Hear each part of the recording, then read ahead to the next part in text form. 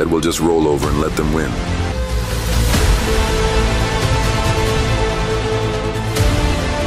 হলিউডের সিনেমা নিয়ে আলোচনা হয় বিশ্বব্যাপী। প্রতিবেশী ভারতের সিনেমাও এখন বিশ্বব্যাপী আলোচিত। ফলে হলিউড বলিউডের সিনেমার ব্যবসা দিনকে দিন ফুলে ফেপে উঠছে। হিন্দি সিনেমার পাশাপাশি তামিল, তেলেগু সহ ভারতের অন্যান্য সিনেমাও বিশ্বজুড়ে দাপট দেখাচ্ছে। ব্যতিক্রম ছিল শুধু বাংলাদেশ তথা ঢালিউডের সিনেমা। একটু দেরিতে হলেও বাংলাদেশের সিনেমাও হাঁটতে শুরু করে এ পথে। আর আজকের দিনে বাংলাদেশের সিনেমা আন্তর্জাতিক অঙ্গনেও আলোচিত হচ্ছে, প্রশংসিত হচ্ছে। এই পরিবর্তনের পেছনে একজন ব্যক্তির অবদান সবচেয়ে বেশি।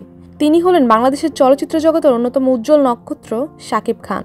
রোববার ঢাকার এক হোটেলে শাকিব খান তার অভিজ্ঞতার কথা শেয়ার করতে গিয়ে বলেন, আগে আমাদের সিনেমা নিয়ে শুধু আমরাই কথা বলতাম, এখন সেই চিত্র বদলাচ্ছে।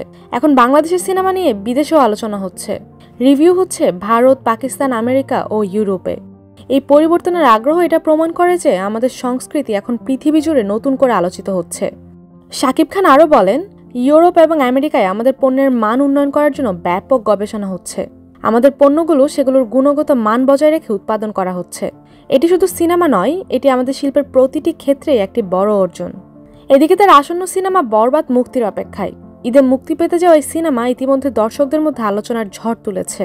সিনেমাটি নিয়ে দর্শকদের মধ্যে যে আগ্রহ সৃষ্টি হয়েছে তা শুনে শাকিব বললেন, দর্শকদের প্রতিক্রিয়া অসাধারণ। সিনেমাটি নিয়ে এত আগ্রহ তৈরি হয়েছে, এটা আমার জন্য এক অসাধারণ অনুভূতি। এই অনুষ্ঠানে শাকিব খানের সঙ্গে উপস্থিত ছিলেন আরও অনেক তারকা, যেমন জাতীয় দলের ক্রিকেটার তাসকিন আহমেদ, সঙ্গীত শিল্পী তানজিব সরোয়ার, অভিনেত্রী বিদ্যা সিনহা মিম, শবনম ফারিয়া, কেয়া পায়েল এবং অভিনেতা মামুনুল হাসান ইমন।